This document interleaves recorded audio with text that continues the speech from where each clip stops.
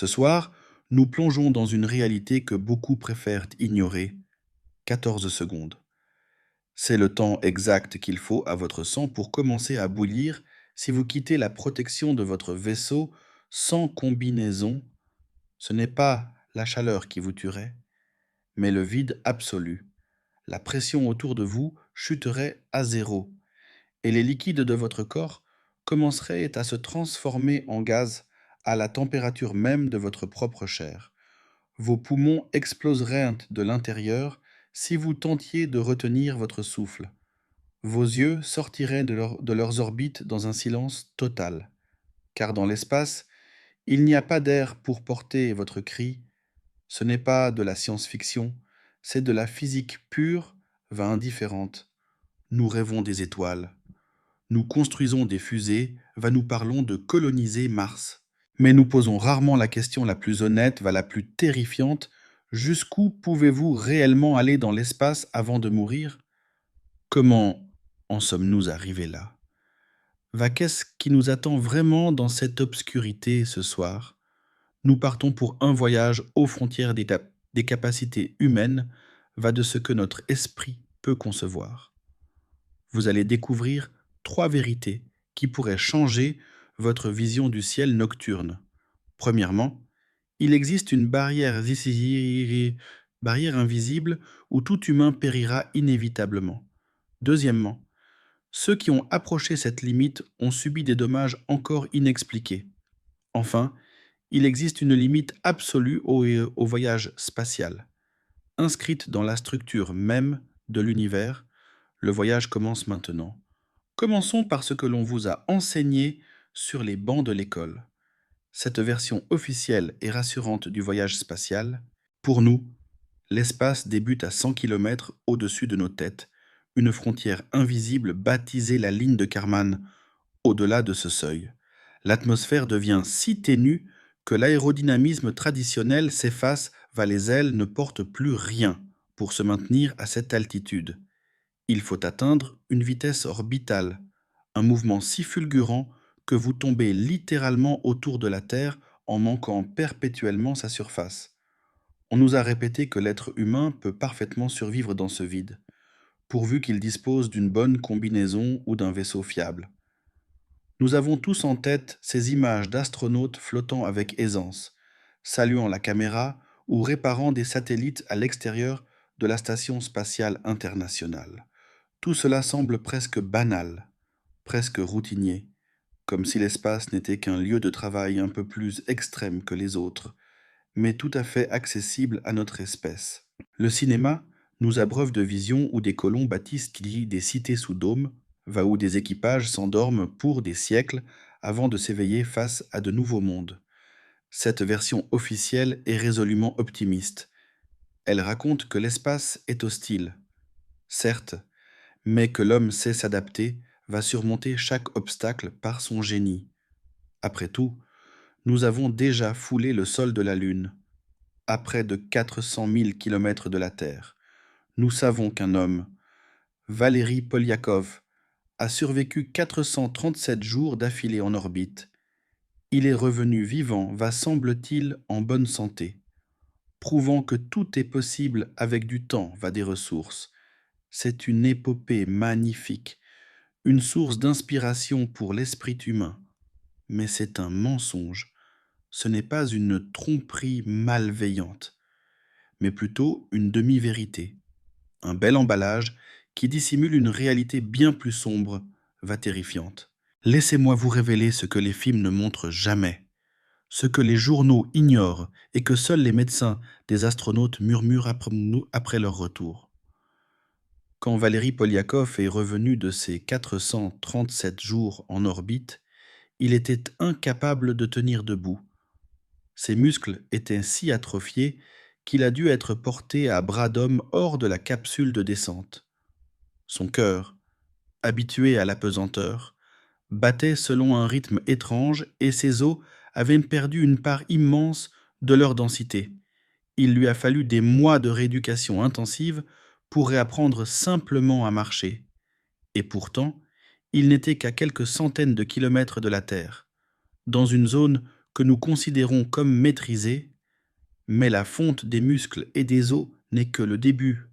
Ce qui se passe au niveau cellulaire est bien plus terrifiant. Savez-vous que les astronautes de la Station spatiale internationale subissent une exposition aux radiations environ 200 fois supérieure à celle d'un humain sur Terre? En seulement 6 mois de mission, ils reçoivent une dose équivalente à environ 1000 radiographies du thorax. Chez de nombreux astronautes, on découvre après le vol des mutations dans leur ADN qui n'existaient pas auparavant. Et rappelez-vous que tout cela se produit en orbite basse, à seulement 400 km d'altitude, là où le champ magnétique de la Terre offre encore une protection partielle. Les hommes qui ont voyagé vers la Lune ont rapporté avoir vu d'étranges éclairs de lumière en gardant les yeux fermés, surtout la nuit lorsqu'ils cherchaient le sommeil. Ces flashs étaient causés par des rayons cosmiques traversant directement leurs yeux et leur cerveau. Chaque particule à haute énergie transperçait leur corps, capable de détruire un neurone ou de déclencher une mutation cellulaire pouvant mener au cancer. C'est ici que le récit optimiste s'effondre. La distance entre la Terre et la Lune n'est rien. C'est à peine le seuil de notre maison. Et pourtant, les radiations modifient déjà notre code génétique, mais les radiations, aussi terrifiantes soient-elles, ne représentent qu'une partie du cauchemar. Laissez-moi vous parler de ce qui arrive à votre cerveau, l'organe le plus complexe et le plus fragile de votre être. Une fois plongé dans l'abîme, dans les conditions de l'apesanteur, l'équilibre des fluides de votre corps est totalement bouleversé.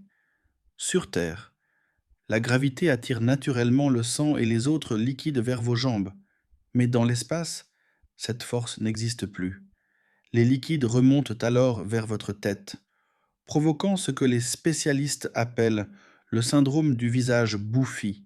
Vos traits s'enflent, votre crâne semble se gonfler de l'intérieur, comme si une pression invisible cherchait à s'échapper par vos yeux. Ce n'est pas seulement un problème esthétique ou une gêne passagère. À l'intérieur de votre boîte crânienne, la pression intracrânienne augmente de manière alarmante, comprimant le nerf optique. De nombreux astronautes, après des missions prolongées, signalent des troubles de la vision majeurs. Pour certains, ces dommages deviennent permanents, car leurs globes oculaires changent littéralement de forme sous la pression constante du liquide interne. Imaginez votre regard sur le monde se brouiller à jamais alors que vous êtes entouré par l'immensité du vide. Des recherches récentes ont révélé des changements structurels encore plus profonds et inquiétants dans le cerveau des voyageurs spatiaux. Les ventricules cérébraux se dilatent et la matière grise se redistribue. Nous envoyons des êtres humains dans l'espace depuis plus de 60 ans, et pourtant, nous ne comprenons toujours pas totalement l'impact de ce milieu sur nos fonctions cognitives. Notre mémoire ou notre capacité à prendre des décisions vitales dans l'urgence, le cerveau se remodèle dans l'obscurité, et nous ignorons si ce nouveau schéma est compatible avec la survie à long terme.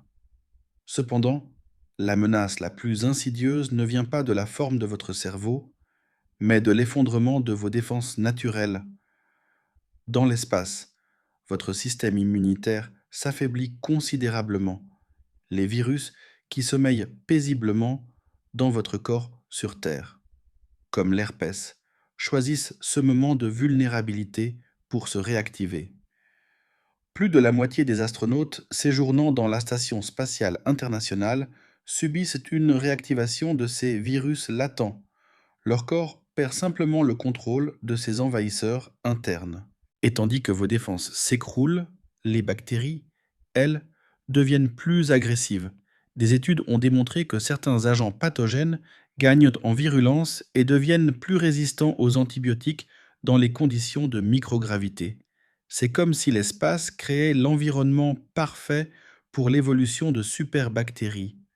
Un système immunitaire défaillant face à des microbes renforcés par le vide, ce n'est plus un simple inconfort. C'est une condamnation à mort potentielle pour les missions de longue durée. Nous parlons d'envoyer des hommes sur Mars, Un voyage qui durerait au minimum 6 mois pour un aller simple.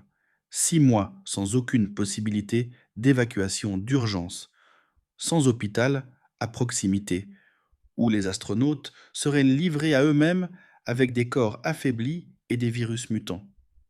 La version officielle nous dit que nous sommes presque prêts, qu'il suffit de construire des fusées plus puissantes et des systèmes de survie plus fiables. Mais la vérité est que nous ignorons si un humain peut survivre à un tel périple.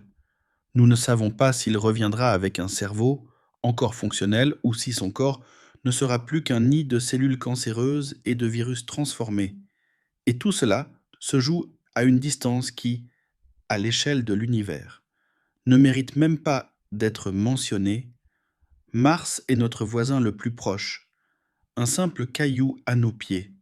Et pourtant, il semble déjà hors de portée de notre biologie. Qu'y a-t-il au-delà de Mars? Au-delà des frontières familières de notre système solaire, va au-delà même de notre galaxie. C'est là que commence la véritable. Là commence un espace où nos corps ne sont plus seulement vulnérables. Ils deviennent impossibles. C'est un lieu où les lois de la physique cessent d'être nos alliés pour devenir nos bourreaux. Va où la notion même de voyage perd tout son sens. La réalité qui nous attend est bien plus sombre que tout ce que l'on vous a raconté jusqu'à présent. Nous avons pris l'habitude de considérer l'espace comme une simple extension de la Terre, comme un nouvel océan qu'il suffirait de traverser, un nouveau continent qu'il suffirait de découvrir. Nous utilisons d'ailleurs des termes maritimes, nous parlons de vaisseaux spatiaux, de flottes stellaires, de capitaines va d'équipage, comme si l'espace n'était qu'une autre forme d'eau sur laquelle on pourrait naviguer. Mais l'espace n'est pas un océan.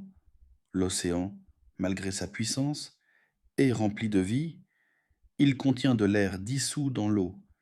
Il possède une température compatible avec l'existence, va une pression à laquelle on peut finir par s'adapter. L'océan, d'une certaine manière, veut que vous viviez, ou du moins, il ne s'oppose pas farouchement à votre existence. L'espace, lui, est fondamentalement différent. L'espace est l'absence absolue de tout ce qui est nécessaire à la vie. Ce n'est pas un environnement hostile. C'est l'absence totale d'environnement. Cette vacuité est si profonde que notre cerveau est incapable de la concevoir réellement. Imaginez le vide le plus extrême que nous puissions créer en laboratoire. Une chambre dont on aurait extrait presque toutes les molécules d'air. Dans une telle chambre, il reste encore environ 1 trillion de molécules par centimètre cube.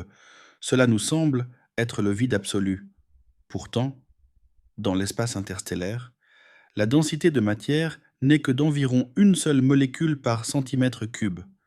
C'est 1 trillion de fois plus vide que le meilleur vide que l'homme puisse concevoir. Et dans cette absence de tout, il n'y a rien pour vous réchauffer, il n'y a rien pour vous arrêter, il n'y a rien pour vous entendre. Quand nous levons les yeux vers les étoiles, nous voyons de la lumière, nous pensons qu'il y a quelque chose là-haut. Mais entre ces points lumineux s'étend un abîme de néant, un désert sans sable, sans air, sans fond, va sans rivage. C'est à travers ce néant que nous rêvons de voyager, nous rêvons de franchir cette distance dans nos minuscules capsules métalliques remplies d'un peu d'air, va de beaucoup d'espoir. Nous ne réalisons pas à quel point ce rêve est insensé, à quel point l'univers est indifférent à nos ambitions. Mais nous commençons à comprendre, à chaque vol spatial, à chaque étude sur la santé des astronautes revenant sur Terre, à chaque nouvelle découverte sur ce que l'espace fait à la matière vivante, nous comprenons qu'il existe une limite, une frontière au-delà de laquelle l'homme ne peut tout simplement pas exister. Cette frontière est bien plus proche que nous ne voudrions le croire, bien plus proche que ce que nous montrent les films, va bien plus proche que ce que nous promettent les rêveurs de voyages interstellaires. Nous allons maintenant explorer cette frontière, kilomètre par kilomètre, année-lumière par année-lumière, jusqu'au bord du possible, jusqu'au point exact où l'humain s'efface va où commence le vide éternel. Revenons au tout début, au premier mètre, au premier pas hors du cocon qui vous protège en ce moment même. Vous êtes assis ou allongé quelque part sur la surface de la Terre. Au-dessus de vous se trouvent environ 100 km d'atmosphère, 100 km de gaz qui exercent sur chaque centimètre carré de votre corps une pression d'environ 1 kg. Cette pression vous est imperceptible car vous êtes né en elle, votre corps a été bâti pour elle. Vos poumons, vos vaisseaux sanguins, vos cellules ont évolué durant des millions d'années pour fonctionner précisément sous cette contrainte. Supprimez cette pression. Le chaos commence immédiatement. À seulement 19 km au-dessus de la surface de la Terre se trouve une frontière invisible mais mortelle, connue sous le nom de ligne d'Armstrong. Ce nom n'a pas été choisi en l'honneur du premier homme sur la Lune, mais pour rendre hommage à Harry Armstrong, un médecin américain qui fut le premier à comprendre les effets dévastateurs de la haute altitude sur la physiologie humaine. À cette hauteur précise, la pression atmosphérique chute de manière si radicale que l'eau atteint son point d'ébullition à une température de seulement 37 degrés Celsius. 37 degrés, c'est exactement la température normale de votre sang de votre corps. Sur la ligne d'Armstrong, cette chaleur suffit à transformer instantanément les liquides de votre organisme en vapeur. Ce n'est pas une mort rapide, propre. C'est un processus lent, d'une agonie indescriptible. Votre salive se mettrait à bouillir sur votre langue. L'humidité de vos yeux s'évaporerait et le liquide présent dans vos poumons se transformerait en bulles de gaz. Contrairement à ce que le cinéma aime nous montrer, vous n'explosez pas. La peau humaine est suffisamment résistante pour maintenir vos organes internes en place. Cependant, vous gonflez de manière spectaculaire. Votre corps doublerait de volume à mesure que les gaz formés à l'intérieur étireraient vos tissus de manière insupportable. 19 km. C'est moins que la distance que vous parcourez en voiture en seulement 15 minutes. Pourtant, à cette courte distance de chez vous, votre intégrité physique commence déjà à se désintégrer. Supposons maintenant que vous disposiez d'une protection, d'une capsule pressurisée ou d'une combinaison de haute technologie où l'air est filtré, la température régulée. Si nous montons encore plus haut, à 50 km d'altitude, nous atteignons la stratopause. Ici, la température peut sembler clémente, proche de 0 degré Celsius, car la couche d'ozone absorbe les rayons ultraviolets. Mais ne vous y trompez pas, la densité de l'air est devenue si faible que ce peu de chaleur est incapable de se transférer à votre corps. Si votre combinaison perdait son étanchéité, vous gèleriez en quelques minutes seulement. À 80 km, nous entrons dans la thermosphère, où la physique devient contre-intuitive. La température théorique du gaz, mesurée par la vitesse de ses molécules, peut dépasser les 1000 degrés Celsius. Pourtant, parce qu'il y a si peu de molécules pour vous percuter, vous ne ressentiriez aucune chaleur. Au contraire, vous gèleriez instantanément car la propre chaleur de votre corps s'irradierait vers le vide sans jamais être compensée. C'est la première leçon brutale que l'espace enseigne à chaque voyageur. La température dans le vide n'est pas ce que nous comprenons sur Terre.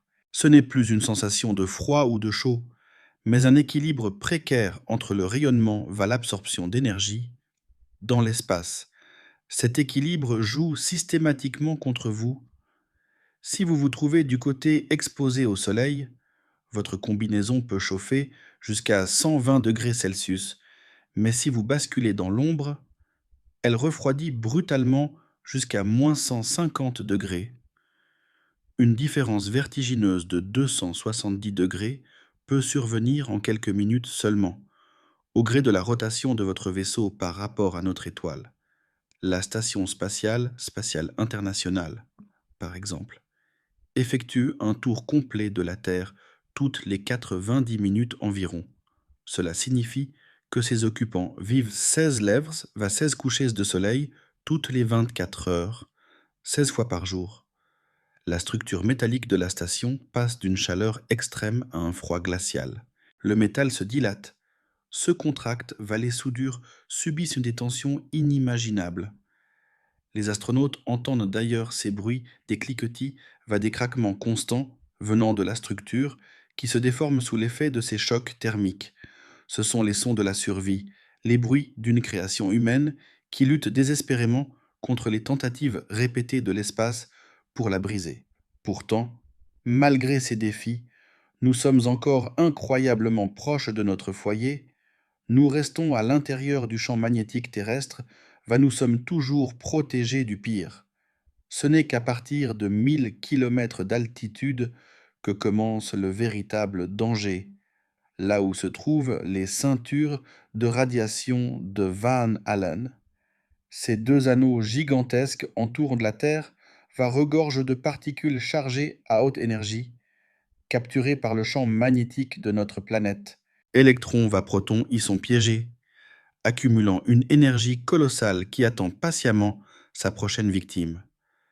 À 1000 km de hauteur, là où nous pensions trouver la liberté du vide, commence l'un des plus grands dangers pour la survie humaine.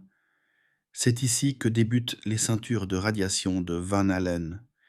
Imaginez deux tores gigantesques, deux anneaux invisibles enveloppant notre planète, saturés de particules chargées à une énergie terrifiante.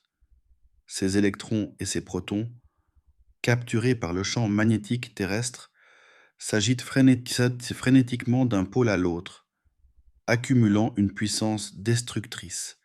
La première ceinture s'étend de 1000 à environ 6000 km au-dessus de nous. La seconde, plus vaste peut-être encore, s'étire de 15 000 à 25 000 km dans l'obscurité.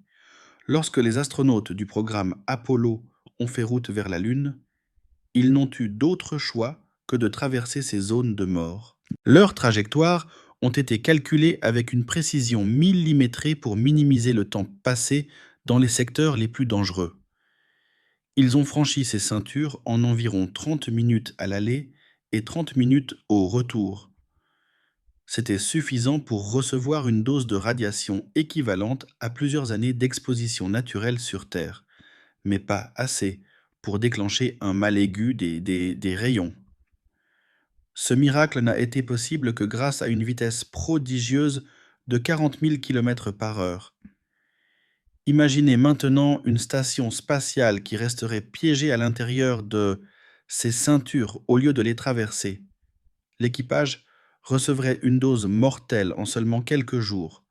Malgré tous les blindages et toutes les protections imaginables, l'énergie de ces particules est si élevée qu'elles transpercent les matériaux conventionnels comme des balles de fusil traverseraient une simple feuille de papier. C'est précisément pour cette raison que la Station spatiale internationale se trouve à une altitude de seulement 400 km. Ce n'est pas parce qu'il est impossible de construire plus haut ou parce que la vue y serait moins belle, c'est parce qu'au-delà de cette limite, la radiation tuerait l'équipage en quelques semaines seulement. 400 km, c'est une distance dérisoire. À peine le trajet entre deux grandes villes, un voyage que l'on fait en train en quelques heures, à l'échelle de l'univers, c'est un grain de poussière.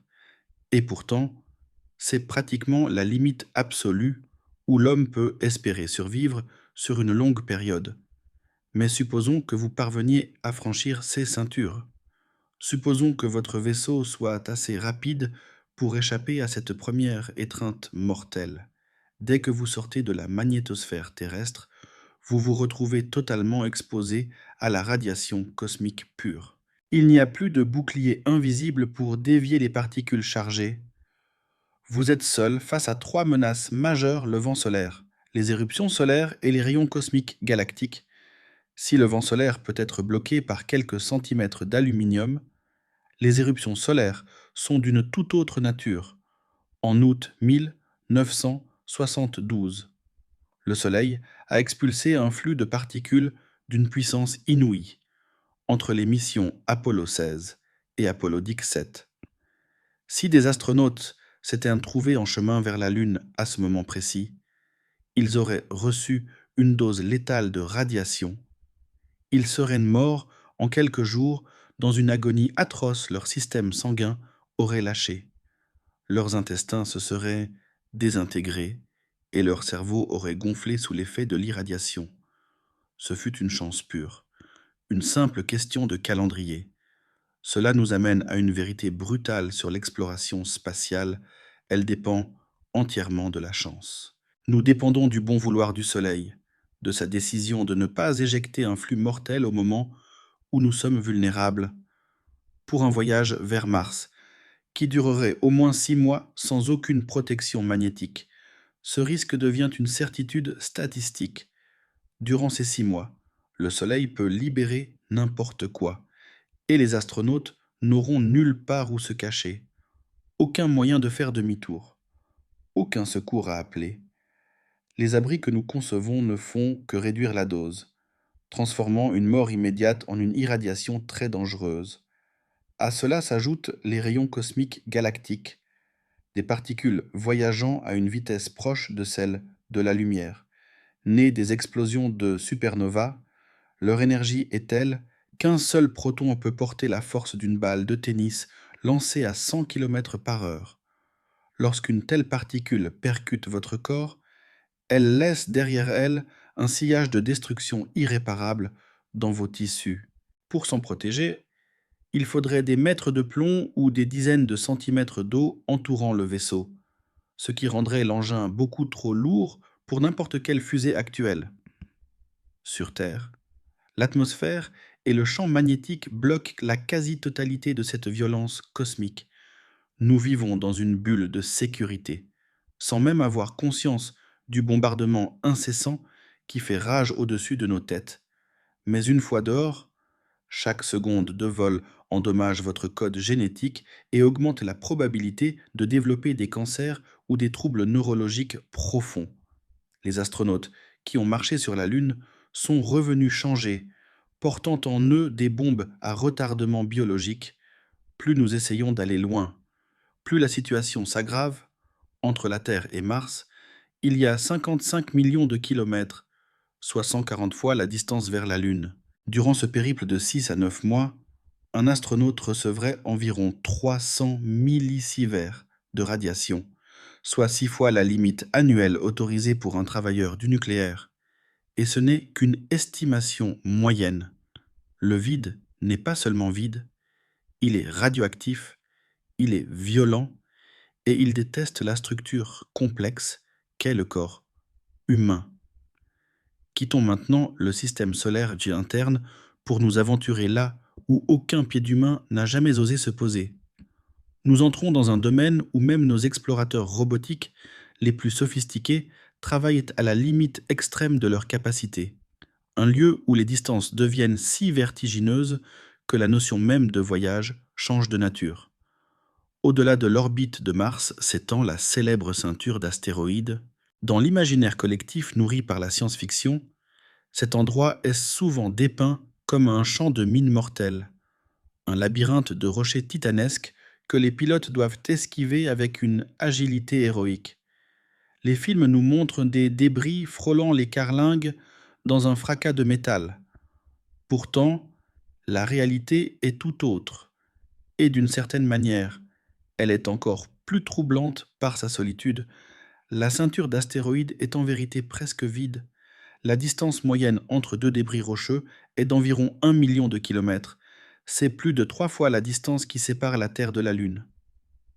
Si vous traversiez cette région, il est fort probable que vous ne verriez jamais le moindre astéroïde à l'œil nu.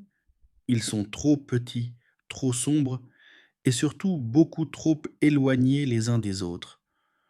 Nos sondes spatiales, de Pioneer à Juno en passant par les célèbres Voyager, ont traversé cette zone à maintes reprises sans jamais rencontrer le moindre obstacle. La probabilité d'une collision est si infime qu'elle n'entre même pas dans les calculs de trajectoire. Alors, qu'est-ce qui rend le système solaire externe si mortel pour nous? La réponse ne réside pas dans les rochers, mais dans le froid, Le temps est une force invisible bien plus dévastatrice. Parlons de Jupiter. Cette planète géante se trouve à environ 600 millions de kilomètres de la Terre à son point le plus proche. C'est presque 11 fois plus loin que Mars. Avec nos technologies de propulsion chimique actuelles, un voyage vers Jupiter durerait environ 2 ans. 2 années enfermées dans une capsule métallique étroite, 2 années sans jamais respirer d'air frais, avoir vos muscles s'étioler et vos os se fragiliser dans le silence de la pesanteur. C'est un test psychologique que peu d'êtres humains pourraient réussir. Mais le temps n'est qu'un prélude. Le véritable monstre, c'est Jupiter elle-même. Jupiter possède le champ magnétique le plus puissant de tout le système solaire. Sa magnétosphère s'étend sur des millions de kilomètres dans l'espace, et à l'intérieur de ce bouclier invisible se cachent des ceintures de radiation d'une violence inouïe. Par rapport à elle, les ceintures de Van Allen qui entourent la Terre ne sont que de faibles lueurs. La radiation autour de Jupiter est si intense qu'elle est capable de griller des circuits électroniques durcis en seulement quelques heures. La sonde Galileo, qui a exploré ce système pendant 8 ans, était protégée par un blindage massif. Et pourtant, ces instruments ont fini par succomber un sous l'assaut des particules chargées. Aujourd'hui, la sonde Juno survit uniquement parce que son cerveau électronique est enfermé dans un coffre-fort de titane dont les parois mesurent environ 1 cm d'épaisseur. Ce dispositif réduit la radiation d'un facteur de 800, mais malgré cela, la durée de vie de l'appareil est limitée. Imaginez maintenant un être humain exposé à une telle furie, même avec la meilleure protection que nous puissions concevoir. La dose de radiation reçue à proximité de Jupiter serait mortelle en quelques minutes seulement. Ce n'est pas une estimation pessimiste, c'est de la physique pure et simple. Prenons l'exemple d'Europe, l'une des lunes de Jupiter.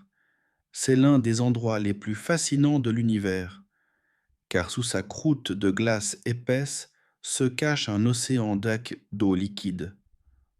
On rêve d'y trouver de la chaleur, des réactions chimiques propices à la vie, peut-être même des créatures dépassant nos fantasmes les plus fous. Mais Europe est située au cœur même des zones de mort de Jupiter. Sa surface est bombardée par une radiation si puissante qu'un homme sans protection y mourrait presque instantanément. Nous rêvons de forer la glace d'Europe, d'y envoyer des sous-marins robots pour explorer ces profondeurs cachées, mais nous n'y enverrons probablement jamais d'êtres humains. La radiation ne le permettra pas. Ce n'est pas une barrière technologique que l'on pourrait franchir avec plus d'argent ou de meilleures fusées, c'est une réalité fondamentale de l'univers. Jupiter a érigé autour d'elle une zone d'exclusion biologique que nous ne pouvons pas franchir sans être anéantis au niveau cellulaire. C'est un rappel brutal, l'univers n'a pas été conçu pour nous accueillir. Poussons maintenant notre voyage encore plus loin, vers les joyaux et de glace qui hantent les confins de notre système. Saturne se dresse devant nous, magnifique et terrifiante, à environ 1,3 milliard de kilomètres de la Terre. C'est une distance qui dépasse l'entendement humain. Pour l'atteindre avec nos moteurs actuels, il vous faudrait endurer un périple de 4 ans. 4 années de vie confinée dans une boîte de conserve métallique, sans jamais pouvoir ouvrir une fenêtre, sans jamais sentir la brise sur votre visage, voyant vos muscles fondre et votre esprit s'effriter sous le poids de l'isolement. Certes, l'environnement radiatif de Saturne est moins apocalyptique que celui de Jupiter. Son champ magnétique est plus faible et ses ceintures de radiation sont moins denses. Théoriquement, un être humain pourrait survivre dans les environs de ces anneaux si sa protection est suffisante. Mais ici surgit un ennemi d'une nature radicalement différente, un obstacle que nous ne pourrons jamais vaincre.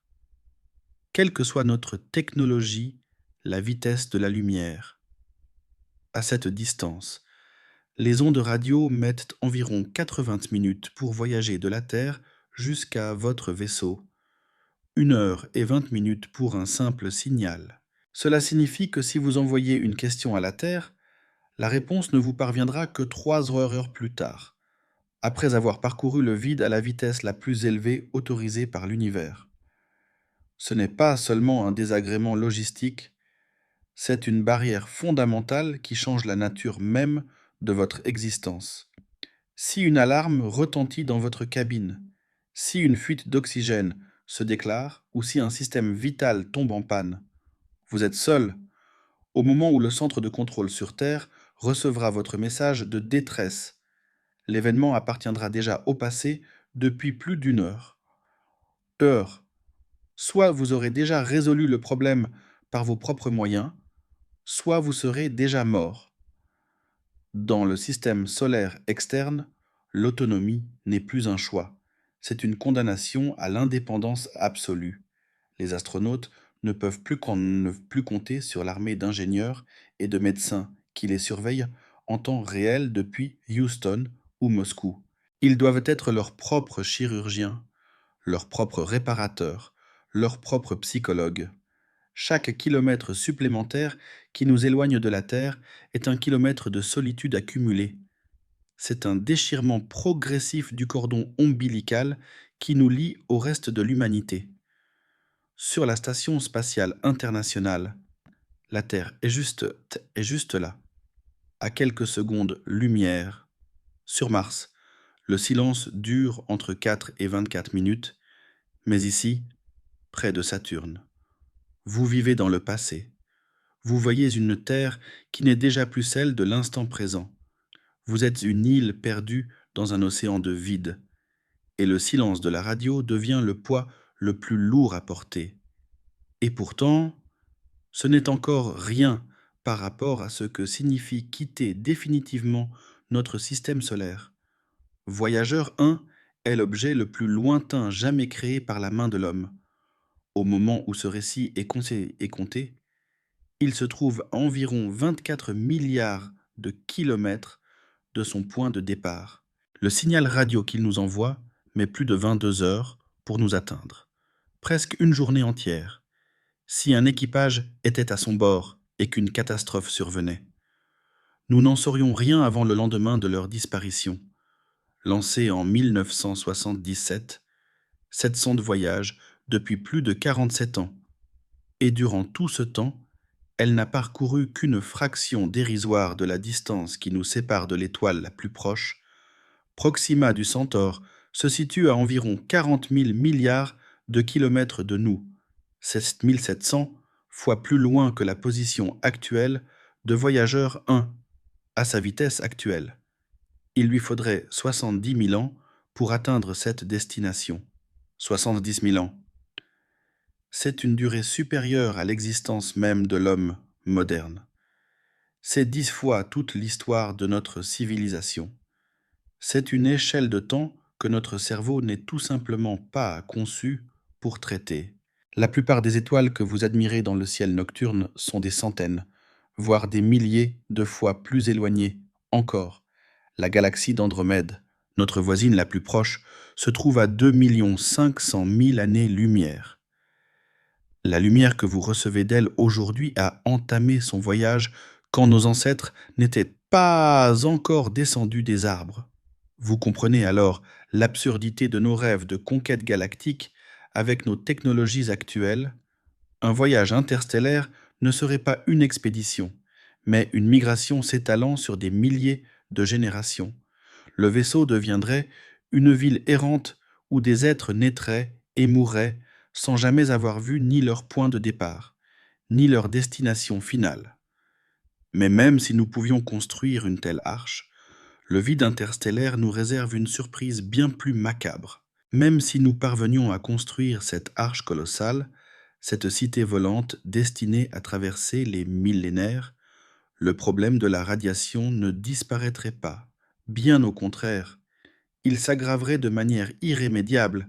Dans l'immensité de l'espace interstellaire, vous ne bénéficiez plus de la protection du bouclier magnétique de notre Soleil. Là, il n'existe rien d'autre qu'un vide originel transpercé de part en part par des rayons cosmiques galactiques d'une puissance absolue. Ces rayons bombarderaient votre cylindre et votre vaisseau sans relâche, chaque seconde, chaque jour, durant des milliers d'années, sous cet assaut invisible. Les matériaux mêmes du vaisseau finiraient par se décomposer lentement. Les métaux deviendraient fragiles et cassants. Les polymères se désintégreraient et l'électronique la plus sophistiquée finirait par succomber à l'accumulation des erreurs logiques. Même en protégeant les êtres humains, nous ne pourrions pas protéger le vaisseau éternellement. En quelques millénaires, cette prouesse technologique finirait par tomber en poussière avant même d'atteindre son but. C'est ici que nous touchons à une vérité que les auteurs de fiction préfèrent taire. L'ultime limite du voyage spatial n'est pas liée à la vitesse de la lumière, ni à l'énergie, ni au carburant. Elle est intrinsèquement liée à la nature même de la matière. Dans notre univers, tout finit par se désintégrer, tout se détruit et tout retourne à la poussière si on lui laisse suffisamment de temps. Sous l'effet du rayonnement cosmique, même les atomes les plus stables finissent par subir des transformations. Le temps est le véritable maître de l'abîme, et le temps est un ennemi que l'on ne peut jamais tromper.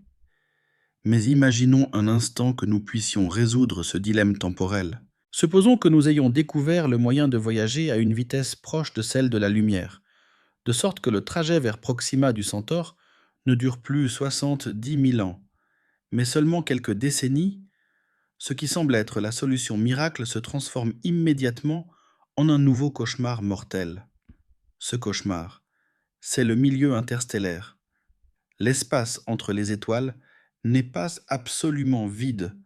On y trouve des atomes d'hydrogène, certes très rares, environ 1 par centimètre cube.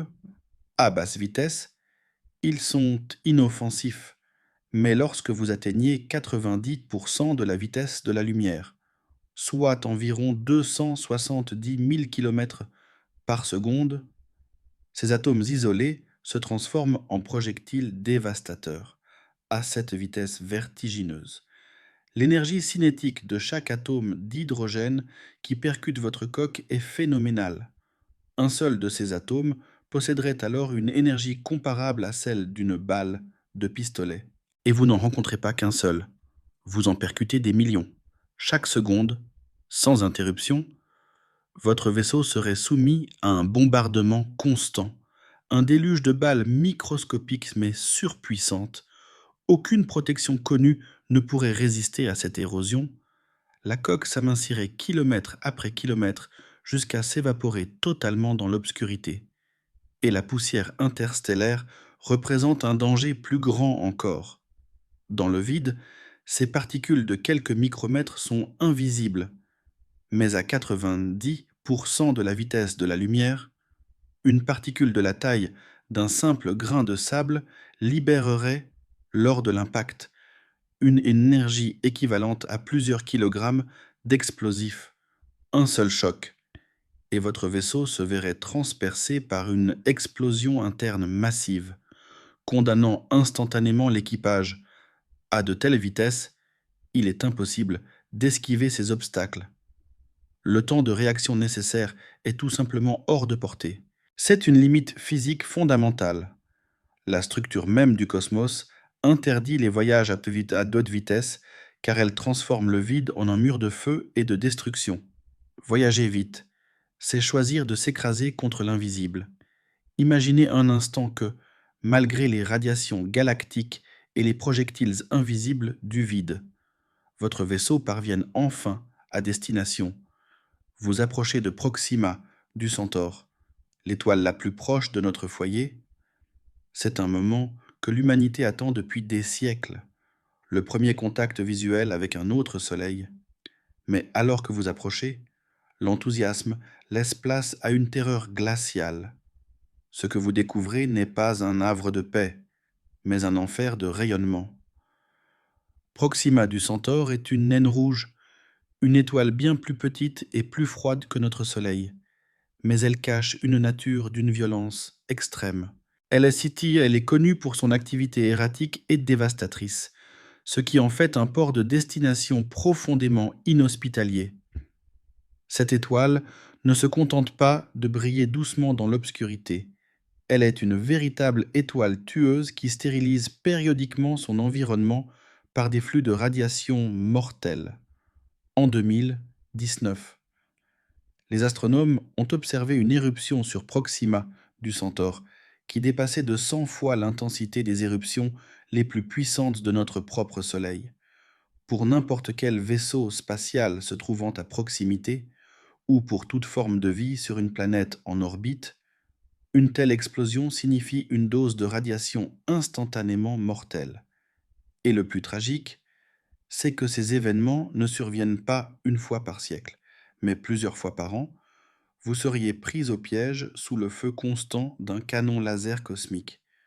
Nous avons longtemps rêvé d'une planète nommée Proxima b, découverte en 2016. On la disait située dans la zone habitable, là où l'eau liquide pourrait théoriquement exister.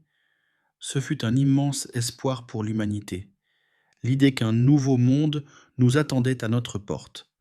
Mais aujourd'hui, la physique nous oblige à ouvrir les yeux sur une réalité bien plus sombre. Proxima b est presque certainement un monde mort. Les éruptions incessantes de son étoile ont depuis longtemps dû balayer toute trace d'atmosphère et transformer sa surface en un enfer radioactif. Ce n'est pas le berceau d'une nouvelle vie, c'est un cadavre planétaire. Même si Proxima était une étoile calme, le voyageur ne trouverait pas le repos. Les naines rouges sont si faibles que leur zone habitable se situe extrêmement près de l'étoile. Par conséquent, les planètes qui s'y trouvent sont presque toujours verrouillées par les marées. Elles ne tournent plus sur elles-mêmes par rapport à leur Soleil. Un côté de la planète fait éternellement face à l'étoile, brûlant sous une chaleur insupportable, tandis que l'autre côté reste plongé dans une nuit glacée et d'éternel. Ce n'est pas une terre, ce n'est pas un foyer, c'est une anomalie gravitationnelle où la vie telle que nous la connaissons n'a aucune place. Nous aimons imaginer des flottes de navires fendant l'obscurité pour coloniser des paradis lointains. Mais la réalité est dictée par des lois physiques inflexibles.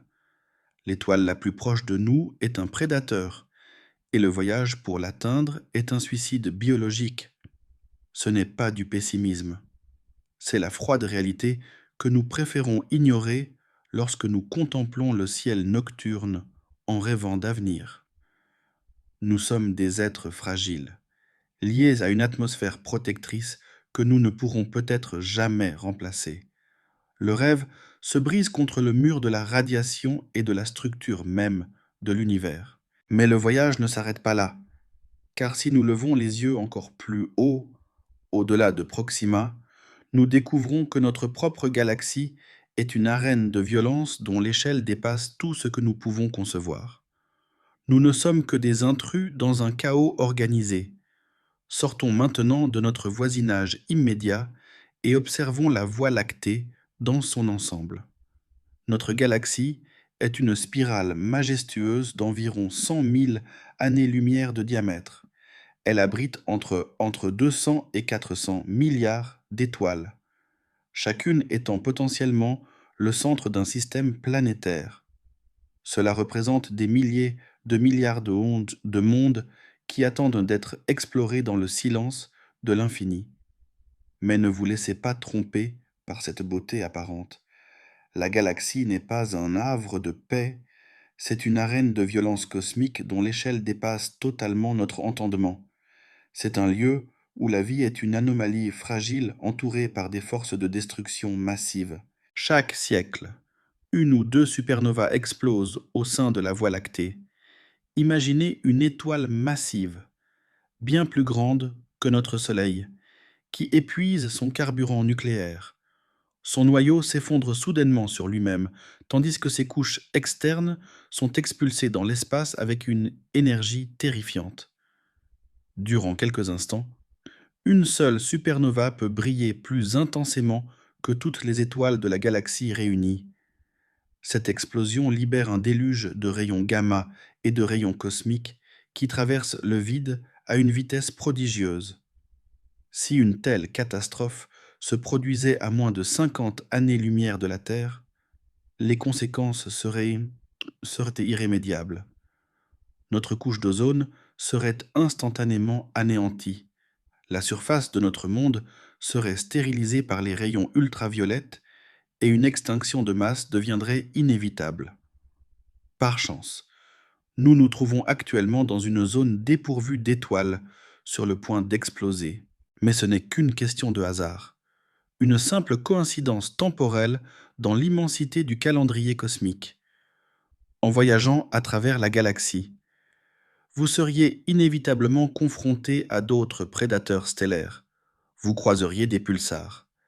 Ces cadavres d'étoiles à neutrons tournant sur eux-mêmes à une vitesse folle, projetant des faisceaux de radiation mortelle comme des phares maléfiques dans l'obscurité. Et plus vous vous enfonceriez vers le centre galactique, plus l'horreur s'intensifierait. Au cœur même de notre Voie lactée se cache un monstre sagittaire.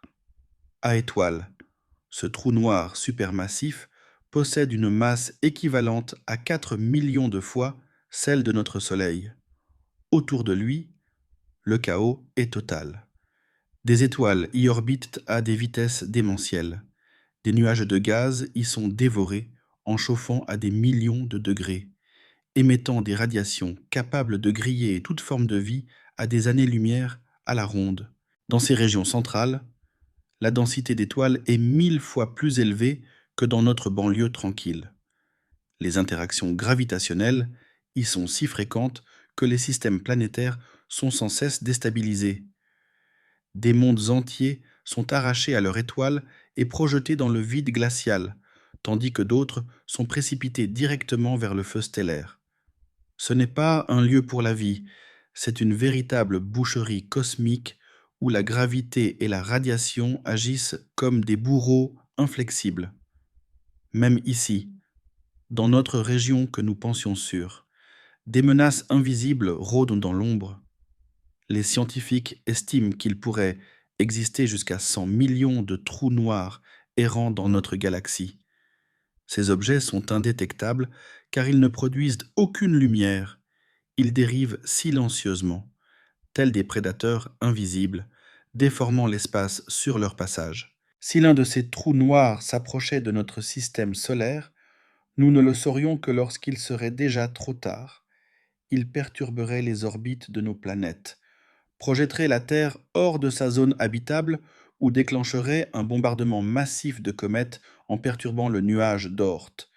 La galaxie n'est pas un jardin qui attend que l'homme vienne le cultiver. C'est une arène de violence perpétuelle où la survie est un miracle quotidien. Nous sommes des créatures fragiles, une simple écume de conscience dans une obscurité infinie qui ne soupçonne même pas notre existence. Plus nous tentons d'aller loin, plus nous réalisons que nos corps ne sont pas conçus pour ce milieu. Nos os se brisent, nos esprits s'égarent, et nos vaisseaux finissent par se désintégrer sous l'assaut du vide. Il existe une limite, une frontière invisible que nous ne pourrons peut-être jamais franchir, car au-delà des dangers du voyage, il existe des phénomènes bien plus sombres encore qui attendent au bord du possible, des événements si puissants qu'ils peuvent stériliser des galaxies entières en un clin d'œil. Parlons maintenant d'un phénomène qui dépasse en horreur tout ce que nous avons évoqué jusqu'ici. Il ne s'agit plus de simples explosions stellaires, mais de catastrophes si dévastatrices qu'elles peuvent stériliser des galaxies entières. Ce sont les sursauts gamma, les véritables bourreaux de l'univers, le 27 décembre 2004. Les détecteurs de plusieurs satellites ont enregistré un événement sans précédent, un flux de rayons gamma d'une telle intensité qu'il a instantanément aveuglé les instruments les plus sophistiqués de l'humanité. Ces capteurs, pourtant conçus pour mesurer les colères de l'espace profond, ont simplement saturé face à cette puissance. La source de cette fureur était un magnétar baptisé SGR 1806-20, située à environ 50 000 années-lumière de la Terre, à l'autre bout de notre galaxie.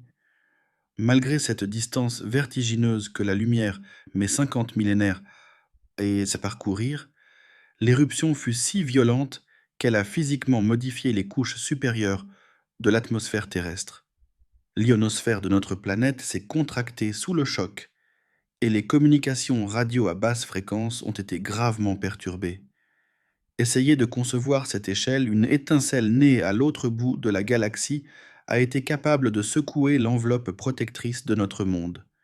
Si ce magnétar s'était trouvé à 1000, 100 ou seulement 10 années-lumière de nous, la Terre aurait subi une stérilisation totale, une extinction de masse immédiate. Mais les magnétars ne sont que le prélude à une menace plus grande encore, les sursauts gamma issus de l'effondrement des étoiles supermassives. Lorsqu'une étoile possédant 20 à 30 fois la masse de notre Soleil épuise son carburant, son noyau s'effondre pour former un trou noir. Durant ce processus titanesque, deux faisceaux étroits de rayons gamma sont projetés le long de l'axe de rotation de l'étoile. Ces rayons portent une énergie qui défie toute logique humaine en quelques secondes. Un seul faisceau peut libérer plus d'énergie que le Soleil durant toute son existence de 10 milliards d'années. Ce sont les explosions les plus puissantes observées dans l'univers depuis le Big Bang. Ce sont des lasers de la mort cosmique qui déchirent l'espace sur des milliers d'années-lumière. Le 9 mars 2008, les télescopes ont capté le sursaut gamma GRB 080319b. Pendant environ 30 secondes, cet éclat fut si brillant qu'il aurait pu être aperçu à l'œil nu depuis la surface de la Terre. Pourtant, cette lueur provenait d'une distance de 7 milliards 500 millions d'années-lumière. La lumière avait voyagé pendant plus de la moitié de l'âge de l'univers avant d'atteindre nos yeux. Elle était encore visible sans télescope. Si un tel événement se produisait dans notre propre galaxie, qu'il était dirigé vers nous, notre couche d'ozone disparaîtrait en quelques secondes, l'atmosphère se remplirait de composés d'azote toxiques, le rayonnement ultraviolet du soleil brûlerait impitoyablement tout ce qui vit à la surface. La chaîne alimentaire s'effondrerait, plus de 90% des espèces s'éteindraient sans même avoir eu le temps de comprendre ce qui arrivait. Car les rayons gamma voyagent à la vitesse de la lumière, aucune alerte ne peut arriver plus vite que la catastrophe elle-même. En un instant, le ciel est normal. L'instant d'après, tout est fini. Pour comprendre la nature de ces monstres, il faut s'attarder sur les magnétars.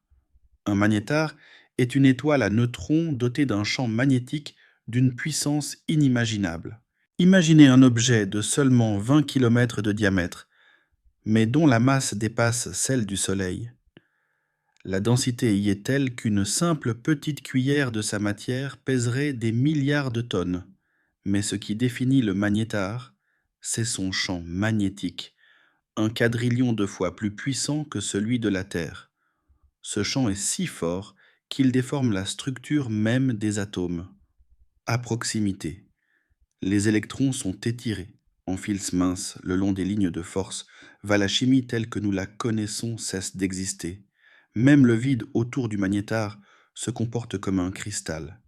Si un magnétar apparaissait à la distance de la Lune, il effacerait instantanément les données de toutes les cartes de crédit sur Terre. Mais ce serait le cadet de nos soucis, les forces de marée de sa masse déchireraient littéralement notre planète. Si vous vous trouviez à mi-chemin de la Lune, le magnétar modifierait instantanément la chimie de votre propre corps. Les molécules d'éthanol et les molécules d'eau dans vos cellules se déformeraient, vos processus biologiques s'arrêteraient net. Vous connaîtriez la mort la plus étrange, la plus radicale que l'on puisse imaginer. Nous connaissons environ 30 magnétars dans la Voie lactée, mais il y en a probablement beaucoup plus. Chacun d'eux est une bombe prête à exploser, capable de stériliser l'espace sur des centaines d'années-lumière. Nous vivons sous la menace d'un fusil cosmique chargé, sans savoir si le doigt de l'univers est déjà sur la gâchette. Mais élevons-nous à un niveau d'échelle encore plus vertigineux, là où les tragédies ne concernent plus des étoiles isolées, mais des empires célestes tout entiers.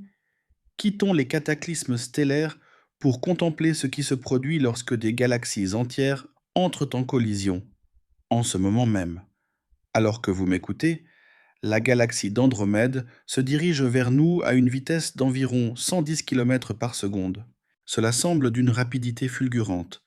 Pourtant, l'abîme qui nous sépare est si vaste que l'impact n'aura lieu que dans environ 4 milliards 500 millions d'années. À cette époque lointaine, notre Soleil aura déjà entamé sa propre agonie. Il aura gonflé pour devenir une géante rouge, dévorant Mercure et Vénus, et évaporant peut-être les océans de la Terre dans un dernier souffle de chaleur insupportable.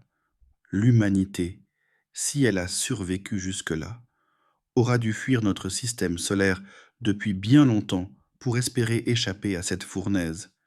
Mais ce qui l'attendra alors sera un spectacle d'une ampleur qui dépasse tout entendement humain.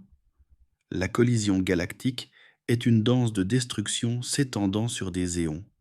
Bien avant que les premières étoiles ne se croisent, les deux spirales commenceront à se déformer sous l'effet d'une gravité mutuelle irrésistible. Leurs bras majestueux s'étireront en de longues traînées de marée, des filaments de lumière composés de millions d'astres expulsés brutalement dans le vide intergalactique. Dans le même temps, les nuages de gaz géants entreront en contact, se comprimant jusqu'à déclencher des vagues grilles de formation d'étoiles d'une violence inouïe. Il est fascinant de noter que, dans ce chaos total, les étoiles elles-mêmes ne se percuteront presque jamais. Les distances qui les séparent sont si colossales par rapport à leur taille réelle que deux galaxies peuvent se traverser comme deux essaims d'abeilles sans qu'aucun individu ne touche l'autre. Cependant, cette absence de choc direct ne signifie pas que l'événement est sans danger. Les perturbations gravitationnelles vont radicalement redistribuer les orbites de chaque planète. Des systèmes autrefois stables deviendront soudainement chaotiques. Des mondes entiers seront projetés dans l'obscurité glaciale de l'espace interstellaire, tandis que d'autres seront précipités tête la première vers leur propre soleil. De plus, la naissance frénétique de nouvelles étoiles massives créera une multitude d'astres éphémères qui exploseront rapidement en supernovas. Le fond de radiation cosmique augmentera de manière dramatique, transformant des régions entières de la galaxie en zones interdites pour toute forme de vie. Toute civilisation qui se trouverait alors dans une zone de formation stellaire active serait condamnée à subir un bombardement radioactif permanent et destructeur.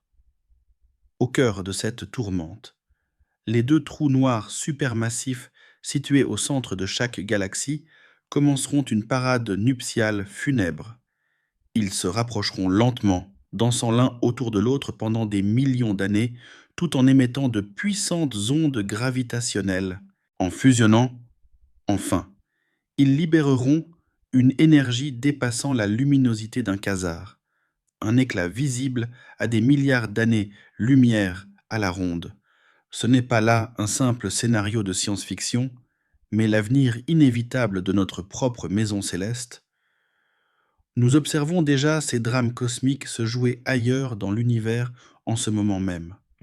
Le télescope Hubble a immortalisé des centaines de paires de galaxies en train de fusionner, comme les célèbres galaxies des antennes.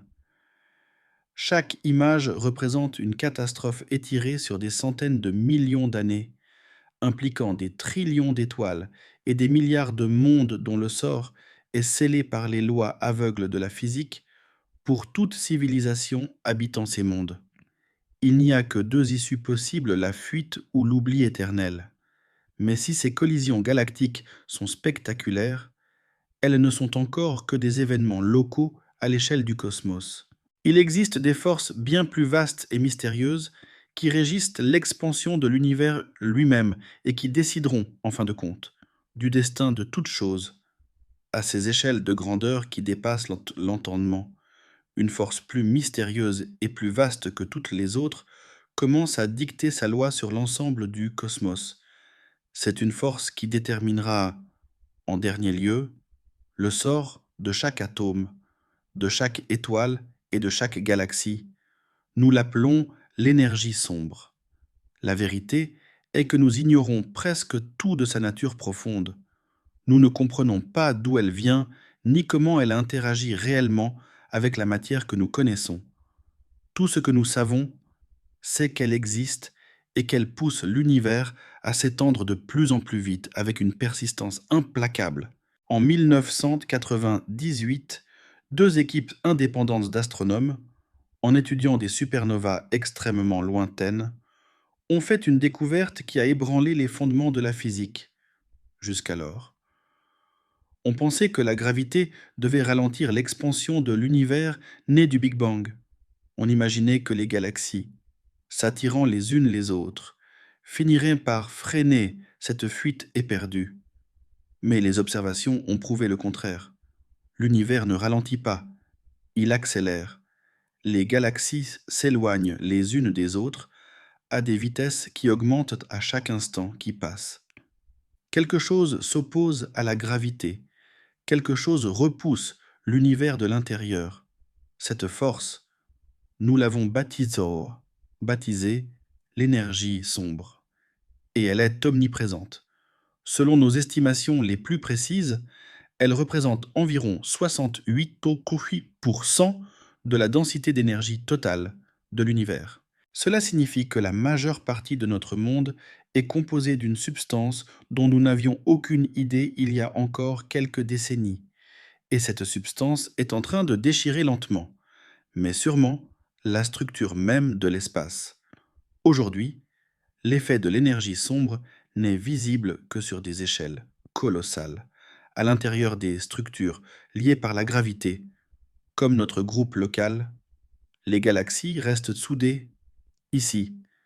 La gravité l'emporte encore sur la poussée de l'énergie sombre. Mais au-delà de notre voisinage immédiat, le paysage change radicalement. Les galaxies lointaines s'enfuyent, plus elles sont éloignées de nous, plus leur vitesse de récession est élevée. À une distance suffisamment grande, cette fuite devient si rapide qu'elle finit par dépasser la vitesse de la lumière. Il ne s'agit pas ici d'une violation de la théorie de la relativité, car ce ne sont pas les galaxies qui se déplacent dans l'espace à une telle allure, mais l'espace lui-même qui s'étire entre elles. Cela signifie qu'il existe des galaxies que nous ne pourrons jamais voir, dont la lumière ne nous atteindra jamais, car elles s'éloignent de nous plus vite que les photons ne peuvent voyager. Elles se trouvent derrière ce que nous appelons l'horizon cosmique, une frontière ultime au-delà de laquelle l'expansion de l'espace gagne son combat contre la lumière. Cet horizon ne cesse de se rapprocher de nous. À chaque battement de votre cœur, l'énergie sombre pousse de nouvelles galaxies au-delà de cette limite invisible. L'univers observable est en train de rétrécir, non pas physiquement, mais en termes de ce que nous pouvons un jour espérer atteindre ou simplement observer. Dans quelques trillions d'années, le ciel nocturne sera radicalement différent de celui que nous admirons aujourd'hui. Toutes les galaxies lointaines auront disparu derrière l'horizon, emportées par le flux inexorable de l'expansion. Il ne restera alors que Milkomeda, le produit de la fusion entre la Voie lactée et Andromède, formant une île de lumière isolée dans une obscurité infinie. Toute civilisation qui verrait le jour à cette époque reculée serait persuadée que l'univers entier ne se résume qu'à une seule et unique galaxie. Ces savants ne verront aucune trace d'autres systèmes galactiques et ne pourront découvrir aucun vestige du Big Bang. Le rayonnement fossile, écho de la création, sera étiré jusqu'à devenir indétectable. Ces êtres vivront dans une solitude cosmologique absolue, ignorant totalement que l'univers fut un jour rempli d'une multitude de lumières lointaines. C'est une catastrophe silencieuse. Ce n'est pas une explosion ou une collision brutale, mais un effacement progressif, une perte irrémédiable de tout ce qui se trouve hors de notre portée. Nous nous dirigeons vers ce futur à chaque seconde, portés par une énergie que nous ne pouvons ni contrôler ni arrêter. Mais l'énergie sombre ne se contentera peut-être pas de vider le ciel. Si elle demeure constante ou si elle gagne en puissance, elle nous réserve un dénouement plus radical encore. Mais même ce vide immense et cette solitude galactique ne constituent pas encore le dénouement final. Car si l'énergie sombre continue son œuvre implacable, l'univers tout entier se dirige vers une destinée plus inéluctable et plus froide, encore la mort thermique. C'est le stade ultime de l'existence, le moment où la structure même du cosmos s'éteint pour ne laisser place qu'à un néant éternel et figé. Imaginez un futur si lointain que les chiffres pour le décrire perdent tout sens humain. Un futur où chaque source de chaleur, chaque lueur d'espoir et chaque trace de mouvement finit par s'évaporer dans l'obscurité. Tout commence par l'agonie des étoiles. Toutes les étoiles, sans exception, finiront par épuiser leur carburant nucléaire. Même les plus modestes et les plus économes d'entre elles, les petites naines rouges, capables de brûler pendant des trillions d'années, finiront par s'essouffler, une à une. Les lumières du ciel s'éteindront, comme les bougies d'une cathédrale immense que l'on fermerait pour l'éternité. Les galaxies, autrefois tourbillons de vie et de lumière, se transformeront alors en de vastes cimetières célestes. Elles seront peuplées de cadavres stellaires refroidis, de naines blanches devenues des naines noires, des objets froids et sombres qui ne brillent plus. Les étoiles à neutrons ralentiront leur rotation jusqu'à devenir totalement invisibles, perdues dans le noir absolu. À ce stade, l'univers entrera dans l'ère des trous noirs, ces monstres, qui furent autrefois les prédateurs les plus terrifiants de l'espace, deviendront les derniers gardiens de la matière. Mais eux aussi sont condamnés. Selon les théories fortes de la physique moderne, et notamment grâce aux travaux sur le rayonnement de Hawking, nous savons que les trous noirs s'évaporent, ils perdent très lentement, presque imperceptiblement, leur masse sous forme de particules. Ce processus est d'une lenteur qui défie l'imagination. Pour qu'un trou noir de la masse de notre Soleil s'évapore totalement, il faudrait un temps si long qu'il est impossible de l'exprimer avec des mots ordinaires. Nous parlons ici d'un nombre d'années représenté par un suivi de 100 zéros, ce que les mathématiciens appellent un gogol d'années durant cette période inimaginable. L'univers ne sera plus qu'une étendue de ténèbres parsemée de ces puits de gravité qui se consument lentement. Puis, un jour, le dernier trou noir finira par s'évaporer dans un ultime sursaut d'énergie. À ce moment précis, il ne restera plus rien de solide, plus rien de complexe dans tout le cosmos. La matière telle que nous la connaissons se sera désintégrée, les protons eux-mêmes, les briques fondamentales des atomes, pourraient finir par se désintégrer après des éons de temps. L'univers ne sera alors plus qu'une brume uniforme et ténue de photons et de particules légères, réparties de manière égale dans un espace qui continue de s'étendre à l'infini. La température de l'univers approchera alors le zéro absolu. L'entropie, cette mesure du désordre et de l'épuisement de l'énergie, atteindra son maximum. Dans cet état, plus aucun processus physique n'est possible, plus aucun travail ne peut être accompli, plus aucune structure ne peut se former. C'est le grand silence. Une immobilité éternelle où le temps lui-même semble perdre sa raison d'être. Car plus rien ne change, plus rien ne bouge et plus rien ne meurt. La complexité, la conscience, la beauté et la vie n'auront été qu'une brève étincelle. Un accident de parcours dans la longue marche de l'univers vers cet équilibre mortel. Certains physiciens envisagent cependant une autre fin, Plus brutal encore le grand déchirement.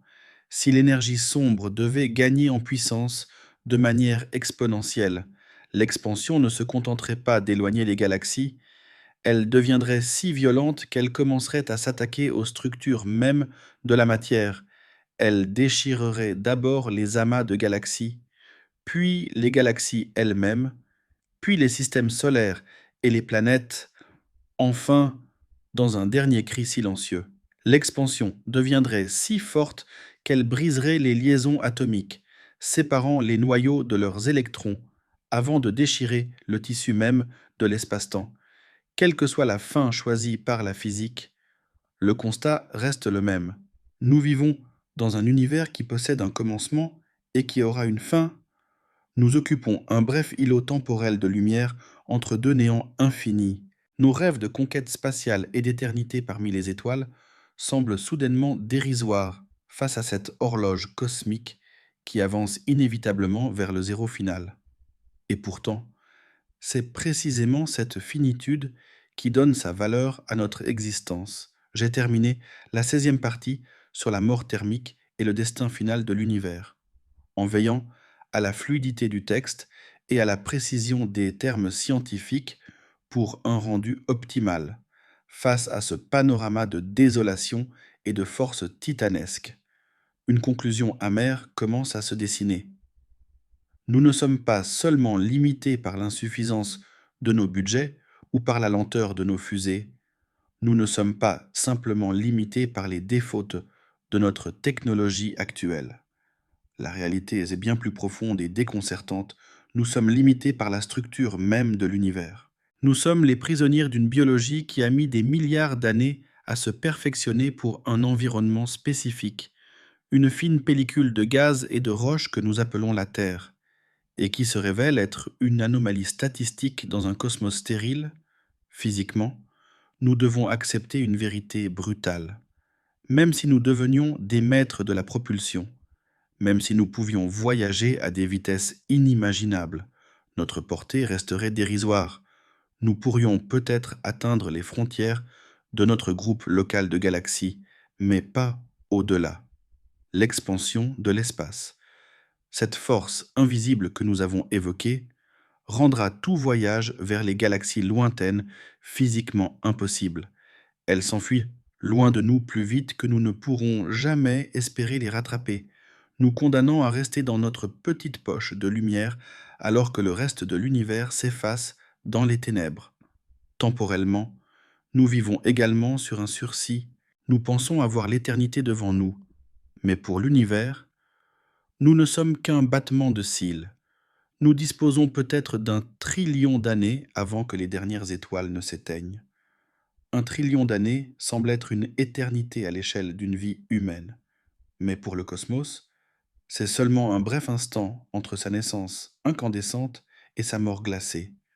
Durant ce court répit, nous devrons lutter sans relâche contre la radiation, contre la vacuité absolue et contre des catastrophes que nous ne pouvons ni contrôler ni comprendre. Nous aimons rêver des étoiles comme de havres de paix, mais ce sont des fournaises nucléaires prêtes à exploser à tout moment. Nous rêvons de galaxies comme de nouvelles frontières, mais ce sont des tourbillons de violence pure où toute matière finit inévitablement par tomber vers des trous noirs centraux dévastateurs. Nous rêvons d'une éternité qui n'existe tout simplement pas, car même l'univers lui-même possède une date de péremption.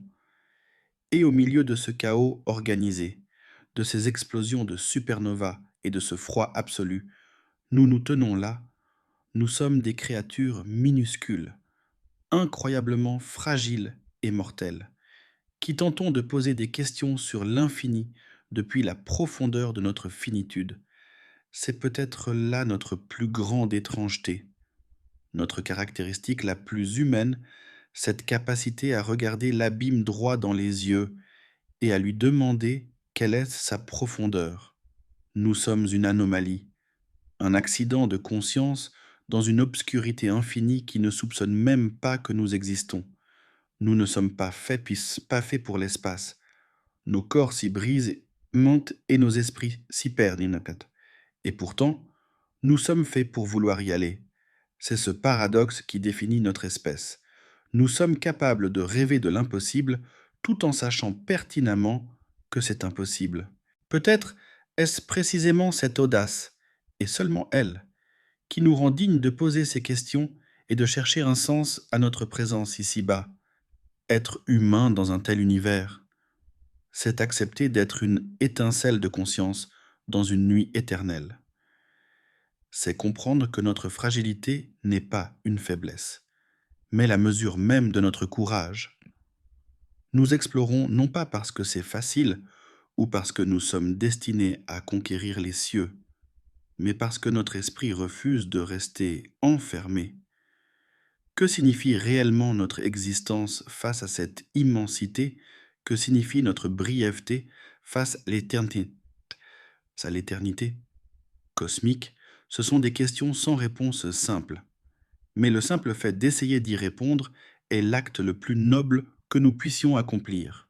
Cependant, il existe une autre possibilité, une perspective encore plus violente et terrifiante que le simple froid éternel de la mort thermique. Certains physiciens suggèrent que l'énergie sombre, cette force mystérieuse qui pousse l'univers à s'étendre, pourrait ne pas rester constante, mais gagner en puissance au fil des millénaires.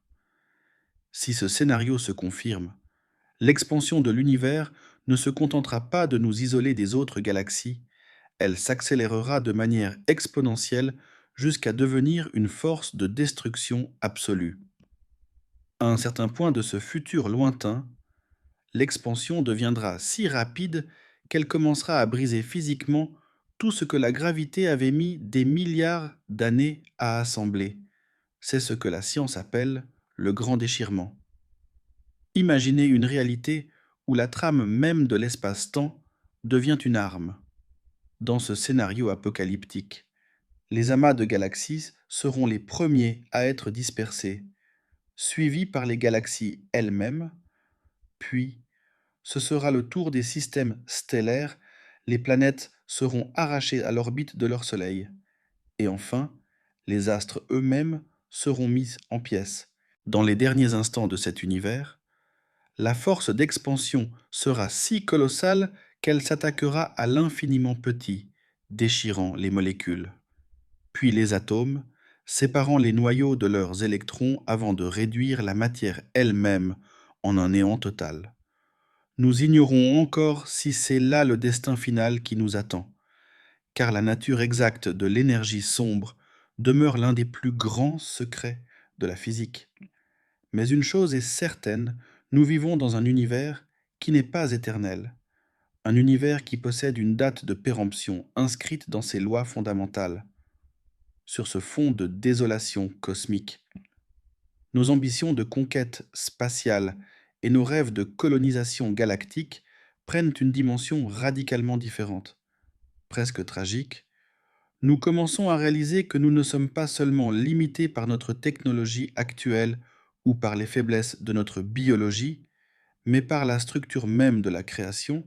Nous occupons ce que les astronomes appellent un îlot dans le temps, un bref moment de lumière et de complexité coincé entre deux infinis de néant. Nous nous situons dans cette fenêtre minuscule entre la naissance incandescente de l'univers et sa mort glacée ou son déchirement final. À l'échelle humaine, 1 milliard d'années ou 1 billion d'années semblent représenter l'éternité, mais pour l'univers, ce n'est qu'un battement de cils, un simple soupir avant que les dernières étoiles ne s'éteignent à jamais, et durant tout ce temps qui nous est imparti, nous serons condamnés à lutter sans cesse contre la radiation mortelle, contre la vacuité absolue de l'espace et contre des forces cataclysmiques que nous ne pouvons ni contrôler, ni même comprendre totalement. Nous avons appris à regarder les étoiles comme des points de lumière romantiques et porteurs d'espoir. Mais la physique nous rappelle qu'elles ne sont en réalité que des fournaises nucléaires colossales, des réacteurs instables qui peuvent exploser à tout moment et stériliser tout ce qui les entoure. Nous admirons les galaxies comme des spirales majestueuses, alors qu'elles sont des tourbillons de violence pure où toute matière finit inévitablement par être dévorée par des trous noirs centraux. Nous cherchons l'éternité là où seul le changement perpétuel et la dégradation existent. C'est peut-être là le paradoxe le plus profond de notre existence. Nous sommes des créatures fragiles, mortelles, faites de poussière, d'étoiles et de rêves. Mais nous possédons cette capacité incroyable de poser des questions sur l'infini depuis la profondeur de notre propre finitude. Nous sommes une anomalie de la conscience, un accident de parcours dans une obscurité infinie qui ne soupçonne même pas notre présence. Et pourtant, c'est cette vulnérabilité même qui rend notre quête si précieuse. Nous savons que nous ne sommes pas faits pour le vide spatial, que nos corps s'y brisent et que nos esprits s'y perdent. Mais nous ne pouvons nous empêcher de vouloir y aller. Nous sommes nés pour défier l'impossible, même en sachant pertinemment que l'univers finira par avoir le dernier mot. Nous arrivons au terme de cette exploration, à ce point de rupture où la science rencontre la philosophie. Qu'est-ce que tout cela signifie réellement au fil de notre voyage? Nous avons vu que nous ne sommes pas seulement limités par notre biologie ou nos moteurs de fortune. Nous sommes limités par la structure même de la création. Nous vivons sur un îlot temporel fragile, un bref instant de lumière coincé entre la naissance incandescente et la mort glacée du cosmos. Comme nous l'avons découvert, physiquement, notre portée est peut-être limitée aux frontières de notre groupe local de galaxies, au-delà. L'expansion de l'espace rendra tout voyage impossible, les galaxies lointaines s'enfuyant plus vite que nous ne pourrons jamais les rattraper, temporellement. Nous disposons peut-être d'un trillion d'années avant que les dernières étoiles ne s'éteignent à jamais. Cela semble être une éternité, mais pour l'univers, ce n'est qu'un simple battement de cils. Et durant tout ce temps qui nous est imparti, nous devrons lutter sans cesse contre la radiation, contre la vacuité absolue et contre des forces cataclysmiques que nous ne maîtrisons pas. Nous rêvons des étoiles, mais la réalité nous rappelle qu'elles sont des fours nucléaires instables, prêts à exploser. Nous rêvons de galaxies, mais ce sont des tourbillons de violence pure où tout finit par sombrer dans des trous noirs centraux. Nous rêvons d'éternité, mais l'éternité n'existe pas, car même l'univers possède une date de péremption, et pourtant, au milieu de ce chaos organisé et de cette indifférence glacée, nous nous tenons là. Nous sommes des créatures minuscules, fragiles et mortelles, qui posons des questions sur l'infini depuis la profondeur de notre propre finitude. C'est peut-être là notre plus grande étrangeté, notre caractéristique la plus humaine, cette capacité incroyable de regarder l'abîme droit dans les yeux et de lui demander quelle est sa profondeur. Nous sommes une anomalie, une étincelle de conscience égarée dans une obscurité infinie qui ne soupçonne même pas notre présence. Nous ne sommes pas faits pour l'espace. Nos corps s'y brisent, nos cellules s'y désintègrent et nos esprits s'y perdent. Pourtant, nous sommes mus par un désir irrépressible d'y aller. Nous sommes capables de rêver de l'impossible tout en sachant pertinemment que c'est impossible. Et peut-être est-ce précisément cette audace, et seulement elle, qui nous rend dignes de poser ces questions. Que signifie être humain dans un tel univers? Que signifie notre brièveté face à l'éternité cosmique? Il n'y a pas de réponse simple, mais le simple fait d'essayer d'y répondre est l'acte le plus noble que nous puissions accomplir dans cette solitude stellaire. Nous avons vu les barrières invisibles, les dommages inexpliqués sur nos corps et les limites absolues inscrites dans la physique. Nous avons compris que l'espace n'est pas un océan à conquérir, mais une absence de milieu qui rejette notre forme de vie, mais ce rejet n'a jamais suffi à éteindre notre curiosité. Nous restons des observateurs obstinés, cherchant un sens là où il n'y a que des lois mathématiques froides. Cette lutte entre notre fragilité et nos ambitions est l'histoire même de notre espèce. Nous sommes des poussières d'étoiles qui cherchent à comprendre d'où elles viennent, même si le chemin du retour est semé de dangers mortels. Nous voici arrivés au terme de ce voyage, à l'ultime frontière de notre récit. Nous avons traversé les couches protectrices de notre atmosphère, défié les ceintures de radiation meurtrière, contemplé la violence des géantes gazeuses et imaginé la fin de l'univers lui-même. Tout au long de ce périple, une vérité inconfortable n'a cessé de nous hanter: nous ne sommes pas faits pour le cosmos. Nos corps sont trop fragiles, nos vies trop courtes et nos technologies trop primitives face à l'immensité silencieuse qui nous entoure. Nous sommes une anomalie biologique, une étincelle de conscience égarée dans une obscurité infinie qui ne soupçonne même pas notre présence. Alors, pourquoi continuons-nous de regarder vers le haut? Pourquoi investissons-nous des fortunes et des vies pour atteindre des mondes qui nous rejettent avec une telle violence? La réponse ne se trouve pas dans la physique, mais dans ce qui définit l'essence même de l'être humain. Nous sommes l'unique moyen pour l'univers de se contempler lui-même. Sans notre regard, les supernovas n'auraient pas de splendeur. Les trous noirs n'auraient pas de mystère et la mort thermique de l'univers ne serait qu'une équation vide d'émotions. Nous apportons le sens là où il n'y a que de la matière et de l'énergie brute. Chaque kilomètre parcouru hors de notre berceau, chaque donnée recueillie par nos sondes au bord du gouffre, est une victoire de l'esprit sur le néant. Certes, il existe une limite physique à notre expansion, un horizon au-delà duquel nous ne pourrons jamais aller, inscrit dans la structure même de l'espace-temps, mais notre curiosité, elle, semble ne pas connaître de bornes. Nous sommes capables de rêver de l'impossible tout en sachant pertinemment que c'est impossible. C'est cette contradiction magnifique qui fait de nous des explorateurs. Même si notre territoire reste désespérément réduit à un grain de poussière dans le vide, en refermant cette page, portez un regard neuf sur le ciel nocturne. Ne voyez plus seulement des points de lumière froids, mais les témoins silencieux d'une réalité bien plus sombre et grandiose que ce que l'on nous a raconté. Appréciez chaque bouffée d'air, chaque degré de chaleur stable et la protection invisible de cette mince enveloppe d'atmosphère au-dessus de vos têtes, car elle est le seul bouclier qui nous sépare d'une destruction immédiate. La Terre n'est pas seulement notre planète, elle est notre seule oasis dans un désert qui s'étend sur des trillions de kilomètres.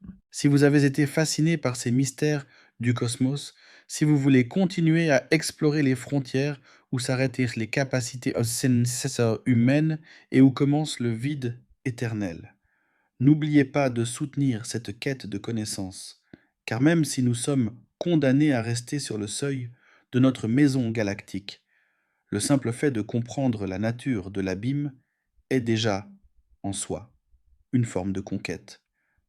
Le voyage ne s'arrête jamais vraiment, tant qu'il reste un esprit pour poser la question suivante.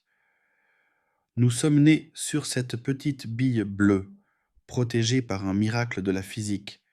Peut-être que notre véritable destination n'est pas une étoile lointaine, mais une compréhension totale de notre propre place dans ce chaos magnifique. Nous sommes fragiles, nous sommes éphémères, mais nous sommes les seuls à pouvoir raconter cette histoire. Et c'est peut-être là le plus grand voyage de tous. Si vous êtes fasciné par les mystères de l'espace, si vous voulez savoir où se terminent les capacités humaines et où commence le vide sans limite, abonnez-vous à la chaîne. Votre soutien nous permet de continuer à explorer ces vérités sombres et fascinantes qui se cachent derrière les étoiles. N'oubliez pas de partager vos pensées dans les commentaires. Quelle est la révélation qui vous a le plus marqué ce soir? Pensez-vous que nous sommes destinés à rester sur notre petite bille bleue? Ou oserons-nous un jour braver l'impossible au prix de notre propre biologie? Il est maintenant temps de fermer les yeux et de laisser votre esprit dériver loin des radiations et du vide éternel. En regardant le ciel une dernière fois avant de sombrer dans le sommeil, essayez d'apprécier la chance incroyable que nous avons. Appréciez cette mince enveloppe d'atmosphère au-dessus de votre tête, cette fragile barrière qui nous protège de l'enfer cosmique, comme vous ne l'avez peut-être jamais fait auparavant. Que le silence de l'univers vous apporte un repos paisible et que vos rêves soient peuplés de mondes lointains, mais sûrs. Le voyage s'arrête ici pour ce soir, mais l'abîme, lui, restera toujours là, à nous attendre. Bonne nuit.